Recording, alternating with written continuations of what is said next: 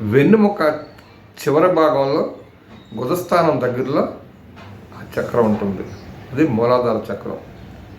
2 స్వాదిష్టాన చక్రం. ఈ స్వాదిష్టాన చక్రం అనేది నాభికి కింద భాగంలో, అంటే పొత్తుగడుపు భాగంలో ఈ చక్రం ఉంటుంది, స్వాదిష్టాన చక్రం. 3 మణిపూర చక్రం. ఈ మణిపూర చక్రం అనేది నాభి స్థానంలో ఉంటుంది, అంటే బొడ్డు దగ్గర. 4 అనాహత చక్రం. దీన్నే హృదయ చక్రం కూడా అంటారు. ఇది ఈ చెస్ట్కి జస్ట్ ఈ కింద భాగంలో ఈ చక్రం అనేది ఉంటుంది, అంటే శక్తి కేంద్రం, ఎనర్జీ సెంటర్.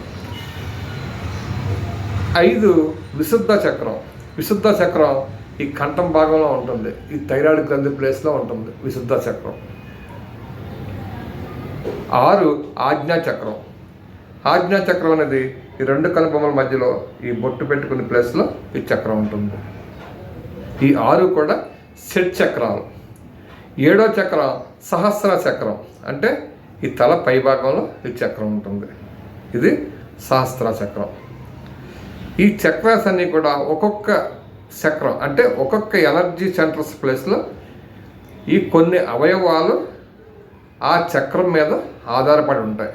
అంటే ఏ ప్లేస్లో అయితే ఏ చక్రం ఉందో ఆ చక్రానికి సంబంధించిన కొన్ని అవయవాలన్నీ కూడా ఈ ఎనర్జీ సెంటర్ మీదే ఆధారపడి ఉంటాయి.